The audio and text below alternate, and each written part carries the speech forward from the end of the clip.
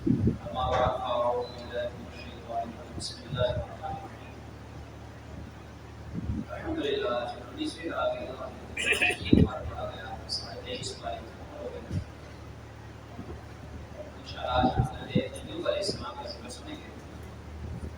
اللہ رب العالمین نے سیدنا ایوب علیہ السلام کو ایک بڑا مقام عطا فرمایا اور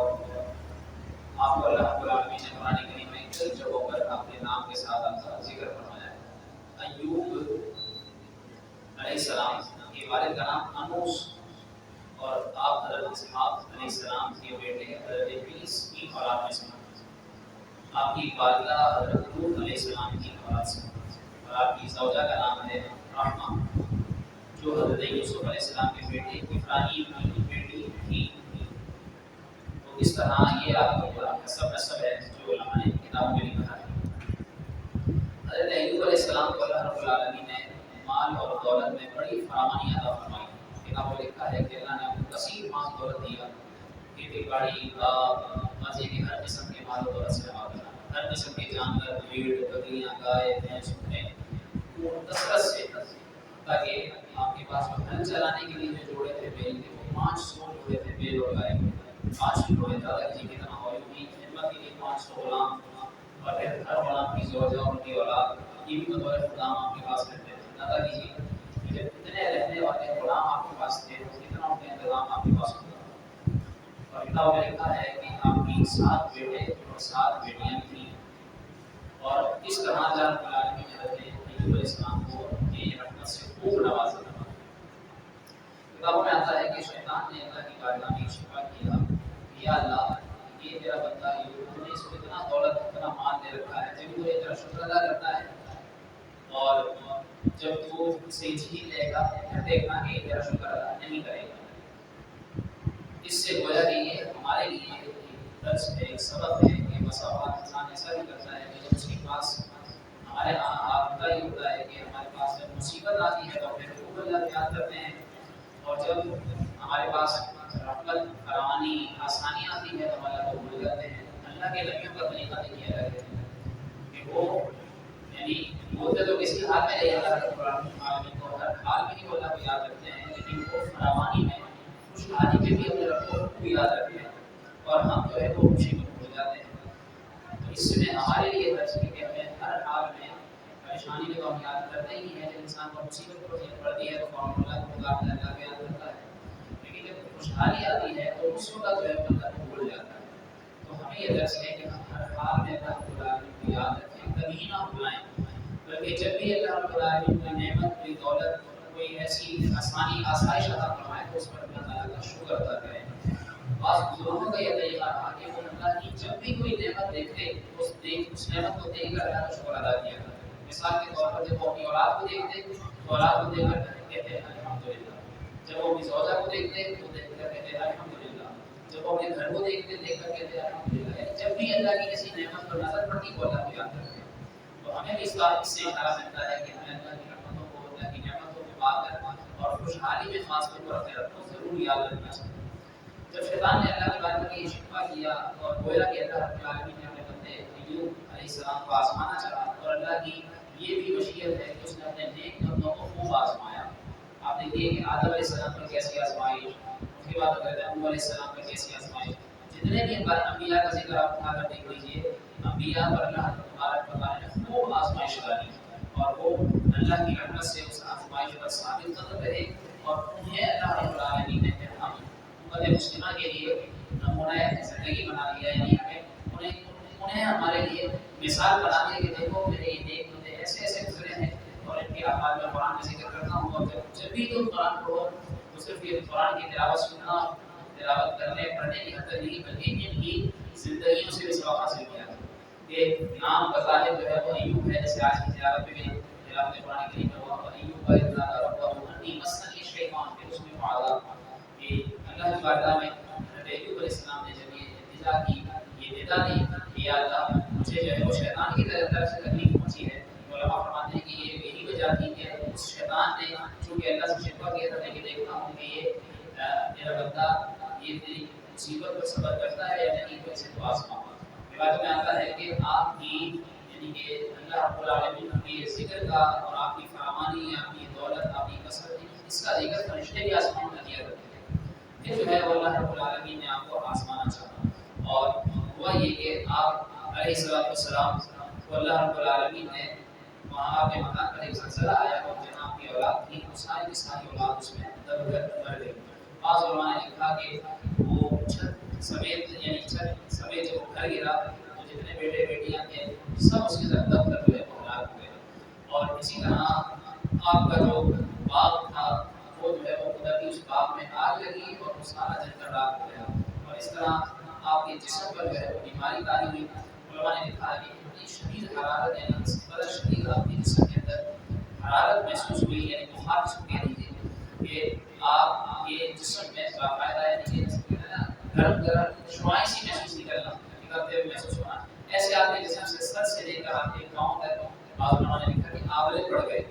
اور شدید آپ کے جسم میں خارش ہونے لگی، اور ناخنوں سے آپ اپنے جسم کو جاتے تاکہ ناخن گر گئے، پھر پتھر کی پھیکڑیوں سے اپنے جسم کو جلاتے تاکہ زخم جو ہے جسم جو ہے وہ شدید زخمی ہو گیا جانے سے۔ اور یہ خارش یعنی یہ جو جانا ہے یہ یاد رکھیے کہ شدید تکلیف دہ بیماری ہوتی ہے، یہ جسے وہی جانتا ہے کہ کتنی شدید بیماری ہوتی ہے۔ بعض روایتوں میں خلاصہ کرتا ہے کہ جہنم کے اندر جو ہے وہ جہنمیوں کے اوپر بھی جو ہے وہ خارش کا عذاب مسلط کیا جائے گا، کیونکہ ناخن تانبے کے کر دیے جائیں گے اور وہ تانبے سے پھر اپنے جسم کو جائیں گے اور اپنے جسم جو ہے وہ چھل جائیں گے اور جسم جو ہے وہ بڑھ جائے گا پورا پرجا بجا کر، اور پھر اس کے اوپر جب آگ چڑھے گی تو انہیں اس سے اور زیادہ تکلیف ہوگی۔ بہرحال ایوب علیہ السلام کے جسم پر بھی اس طرح شدت خارش کی وجہ سے آپ کا جسم زخمی ہو گیا۔ بعض علماء نے کہا کہ زخم میں بو آنے لگی، اور بعض آپ نے سنا ہوگا کہ جسم میں کیڑے پڑ گئے۔ اس پر علماء نے جو ہے وہ کچھ وضاحت بیان کی ہے کہ یاد رکھیں کہ اللہ کے نبی کے جسم میں کیڑے پڑنا یہ عقل سے باعث ہے، یعنی ایک عیب ہے، اور اللہ کے نبی کا جسم جو ہے وہ عیب سے پاک ہے۔ لیکن بعض علماء نے چونکہ اسے لکھا ہے اور بعض تفسیر میں اسے لکھا گیا ہے، بہرحال الغرض آپ کے پورے جسم میں آنکھیں، دل اور زبان محفوظ تھے، بس باقی پورا جسم آپ کا بیماری میں مبتلا ہو گیا تھا۔ اور اللہ رب العالمین نے اپنے نبی حضرت ایوب علیہ السلام کو اس طرح آزمایا۔ اور یہ جو کیڑوں کا ذکر ہے، بعض روایت میں یہ لکھا ہے کہ جسم سے کوئی کیڑا نیچے گر جاتا، جسم میں کیڑا پڑا، یعنی جسم میں زخم جب ہوئے تو زخم میں جب کیڑے پڑے، یہ یاد رکھیے گا کہ یہ قول ہے، یہ ویسے ذکر کر رہا ہوں، بس کی تکلیف کی شدت بتانا مقصود ہے، یعنی کہ کس قدر شدید تکلیف ہوگی کہ وہ جب کیڑا کوئی گر جاتا تو آپ اس کو کھا کر واپس اس جگہ رکھ دیتے، اور یہ کہتے ہیں کہ تجھے اللہ نے رزق دیا ہے یہ تو رزق استعمال کرنا۔ اور اللہ رب العالمین بہتر جانتا ہے کہ کیا کہتی ہے اپنی بار یہ قول ہے ذکر کیا، اور اسے علماء نے باقاعدہ تفصیل میں تحریر بھی کیا۔ پھر آپ کی مشکل میں یعنی جب سب کچھ برباد ہو گیا، کچھ بھی نہ رہا، لیکن اس وقت بھی آپ کی زبان سے ہر وقت اللہ رب العالمین کا ذکر جاری رہتا تھا۔ تو پھر اللہ رب العالمین نے جب ساری کیفیت شیطان کے سامنے کر دی، اور پھر شیطان سے کہا کہ دیکھ میرا بندہ ایوب ہے کہ اسے میں نے کتنی شان عطا فرمائی ہے، جب سب کچھ تھا یہ تب بھی ذکر کیا کرتا تھا، اور جب سب کچھ ہوتے ہوئے اس وقت تو یہ اپنے غلاموں میں، اپنے باپ میں، اپنی اولاد کے ساتھ مصروف ہوتا تھا، وہ کچھ دیر کے لیے میرا ذکر نہ کر پاتا، لیکن اب دیکھ اتنی بیماری ہے اور اتنا سب کچھ چلا جانے کے بعد اب یہ ہر وقت ہی میرا ذکر کرتا ہے۔ تو آپ کو دیکھ لیں کہ میں جب اپنے بندے کو آزماتا ہوں تو اس آزمائش میں بھی یہ میرا بندہ ایوب یہ صبر کر رہا ہے، اور صبر ایوب اسی وجہ سے مشکل ہوا، یعنی آپ کا صبر ایسا تھا صبر آپ کا کہ آپ علیہ السلام کی زبان سے شکوہ بھی زبان پر نہیں آیا کہ یا اللہ تم نے مجھے اس میں مبتلا کیوں کر دیا، بلکہ اس کی نسبت بھی شیطان کی طرف نہیں کیا، اس شیطان نے جو ہے وہ مجھے اس بیماری کی طرف داخلہ کیا، اے رب العالمین اب تو میری مصیبت دور فرما۔ اس سے ہمیں بھی اشارہ ملتا ہے کہ انسان کو مصیبت میں صبر کرنا چاہیے، اور ہم یہ سبق سمجھتے ہیں کہ سب کے سامنے جو بھی ہمارے سامنے ہماری حالت پوچھے تو اس کے سامنے ہوتے پھرتے ہیں کہ میرے ساتھ یہ ہو گیا، میرے ساتھ ہو گیا، میرے ساتھ یہ ہو گیا، اور ہم بیان کرتے ہیں کہ کسی کے سامنے اپنی مصیبت بیان کر دینے سے صبر کا ثواب ختم ہو جاتا ہے۔ صبر یہ ہے کہ اپنی زبان پر شکوہ بھی نہ لاؤ، اور بس اللہ کی بارگاہ میں فریاد کرو کہ یا اللہ تو ہی میری مصیبت دور فرمانے، اور لوگوں کے سامنے اپنے صبر کا، اپنی مصیبت کا ذکر نہیں کرنا چاہیے۔ ہاں یہ کہ جیسے ڈاکٹر ہے، ڈاکٹر کے سامنے اپنی بیماری بتائیں گے، مطلب یہ کہ ایسے لوگوں کو بتانا اور کہ ان کے اوپر جو ہے وہ مصیبت ظاہر ہو، اور پھر اس مصیبت کو سن کر آپ کے ساتھ ہمدردی کے الفاظ بولیں، اس نیت سے بولنا علماء بیان کرتے ہیں کہ یہ صبر یہ منافی ہے، کہ اس طرح سے صبر کا اجر ضائع ہو جاتا ہے۔ الغرض آپ کے ساتھ میں کس حالت میں جب سب کوئی ہر کوئی چھوڑ گیا، آپ کے غلام، آپ کے غلاموں کی ازواج کی اولاد سب کچھ ختم ہو گیا، لیکن آپ کے ساتھ آپ کی زوجہ حضرت رحمت بنت افراہیم بن یوسف، یعنی حضرت یوسف علیہ السلام کے بیٹے افراہیم اور ان کی بیٹی تھی حضرت رحمت، یہ تھی آپ کی زوجہ، اور یہ حضرت ایوب علیہ السلام کے ساتھ رہی، ہر حال میں آپ کے ساتھ آپ کا ساتھ دیتی رہی۔ علماء بیان کرتے ہیں کہ زوج اور زوجہ یعنی میاں بیوی، شوہر اور بیوی کا رشتہ یہ ایسا ہے کہ سب سے پہلا رشتہ یہ اللہ تعالیٰ نے جنت میں یہی بنایا، اور جنت میں بھی سب جائیں گے تو اس وقت وہاں پر بھی اس رشتے کی حیثیت سے ہی سبھی پہچانے جائیں گے۔ اور یہ رشتہ جو ہے وہ ایسا رشتہ ہے کہ جسے انسان کو دنیا کے اندر ایک نعمت کے طور پر دیا گیا ہے، یعنی باقی رشتے تو اسے خون کے توسط سے ملتے ہیں، لیکن یہ رشتہ رب العالمین صرف قول کی بنا پر بناتا ہے، اور اس کا نام قول کی بنا پر یہ رشتہ ایک ہوتا ہے۔ اور اس لیے علماء نے بیان کیا کہ اللہ کے نبی حضرت یوسف علیہ السلام، حضرت ایوب علیہ السلام کی زوجہ کس طرح آپ کے ساتھ صبر کرتی رہی اور صبر کے ساتھ زندگی گزارتی رہی، انہوں نے بھی شکوہ نہیں کیا، اور آپ کی خدمت وغیرہ کی، آپ کے کھانے پینے کا اہتمام کرتی۔ البتہ اس طرح ایک مرتبہ آپ کی زوجہ آپ کسی کام میں مصروف تھی، اور حضرت ایوب نے آپ کو طلب کیا کہ آپ آواز دی اور آپ کی زوجہ نہ آ سکی، تو اس وقت حضرت ایوب علیہ السلام نے تقریر کی کثرت کی وجہ سے یہ قسم کھا لی اور یہ کہا کہ یا اللہ میں اس عورت کو 100 کوڑے ماروں گا جب میں ٹھیک ہو جاؤں گا، یعنی اس سے نہیں آپ نے قسم کھا لی۔ الغرض پھر اللہ رب العالمین نے آپ کی مصیبت دور فرمائی اور آپ کو شفا عطا فرمانا شروع فرمایا، حتیٰ کہ آپ کا جسم صحیح سلامت، یعنی کہ سارے زخم ختم ہو گئے اور بالکل آپ کا جسم تندرست و توانا ہو گیا۔ روایتوں میں آتا ہے کہ یہ جو مصیبت آپ پر طاری رہی 80 سال تک آپ اس مصیبت میں گرفتار رہے، 80 سال تک۔ اور آپ کی زوجہ نے جب آپ سے یہ کہا کہ اے اللہ کے نبی، آپ اللہ سے دعا کیوں نہیں کرتے کہ وہ آپ کی مصیبت دور کر دے، اتنا وقت گزر گیا، تو انہوں نے کہا کہ اے میری زوجہ، اللہ رب العالمین نے ہمیں مال کی فراوانی اور دولت سب کچھ اتنا سے عطا فرمایا۔ روایت میں لکھا ہے کہ اللہ رب العالمین نے کئی سو سال سے زیادہ آپ کو اس طرح فراوانی عطا فرمائی، تو کہا کہ جب خوشی کے دن تھے تو کئی سو سال تھے، اور اب تنگی کے دن ہیں تو اسے تو 100 سال بھی نہیں گزرے، تو اب دیکھو ہم کسی مصیبت پر گھبرا گئی ہو، تو پھر اللہ کی بارگاہ میں اللہ کی نیک بندی حضرت ایوب علیہ السلام کی زوجہ شکر ادا کرنے لگی کہ یا اللہ کا شکر ہے کہ تو نے ہمیں مصیبت کم دکھائی ہے اور خوشیاں زیادہ دکھائی۔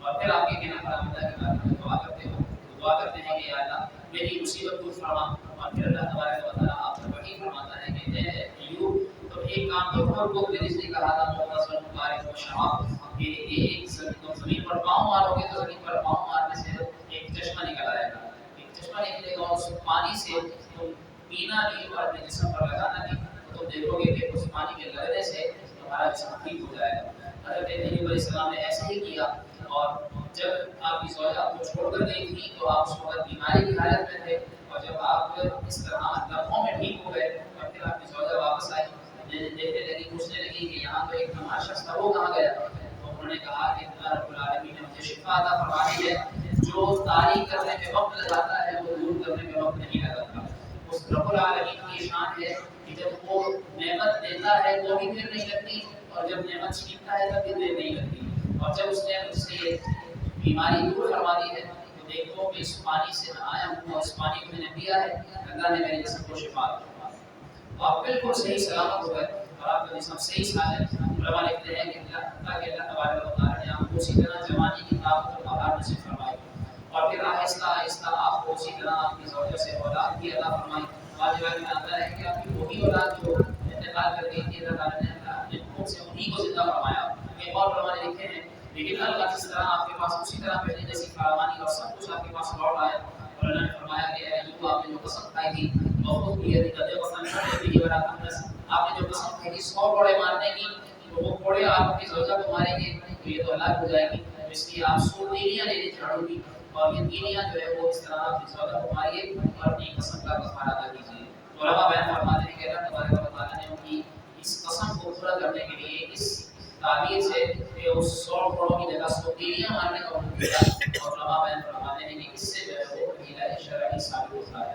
یہ ہدایت شرعی کا طریقہ ہے، یعنی جب کوئی حکم شرعی پورا نہ ہو رہا ہو تو اسے جو ہے کسی اور طریقے سے پورا کرنا۔ مثال کے طور پر وسیلے میں زکوٰۃ نہیں دے سکتے، لیکن اگر زکوٰۃ دینا مجبوری ہو یا بہت ضرورت ہو تو پھر اس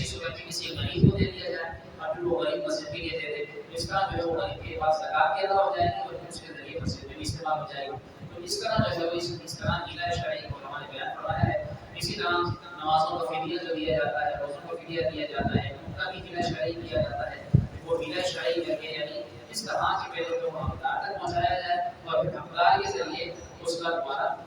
اسی طرح واپس کریں کہ اس کو دوبارہ دے دیا جائے جس طرح اس کی نمازوں کا فدیہ اور روزوں کا فدیہ ادا ہو جائے. تو یہ غیر شرعی علماء نے اس آیت سے بیان فرمایا ہے. تو یہ پورا واقعہ ذکر کرنے کے بعد علماء بیان فرماتے ہیں کہ اللہ تبارک و تعالیٰ نے اس طرح حضرت ایوب علیہ السلام کا ذکر قرآن کریم میں جا بجا فرمایا. 17ویں پارے میں، 23ویں پارے میں، 19ویں پارے میں کئی مقامات پر حضرت ایوب علیہ السلام کا ذکر فرمایا. اور یہ ذکر سے ہمیں یہ پتہ چلتا ہے کہ سب سے بڑھ کر انسان کو صبر کرنا چاہیے. صبر اللہ تبارک و تعالیٰ کے نبیوں کا خاصہ ہے، نبیوں کا درس رہا ہے کہ وہ ہر مصیبت پر صبر کیا کرتے تھے. تو ہمیں بھی اس سے درس یہ ملتا ہے کہ ہم ہر حال میں صبر کریں اور صبر کے ساتھ زندگی گزاریں اور آخرکار صبر کا اجر بھی ملتا ہے کہ اللہ مع الصابرین. بے شک صبر والوں کے ساتھ اللہ ہوتا ہے، اللہ تبارک و تعالیٰ اس صبر کا اجر بھی عطا فرماتا ہے. اللہ تعالیٰ ہم سب کو اپنے نبی کی اس طرح کی سیرت پر عمل کرتے ہوئے زندگی گزارنے کی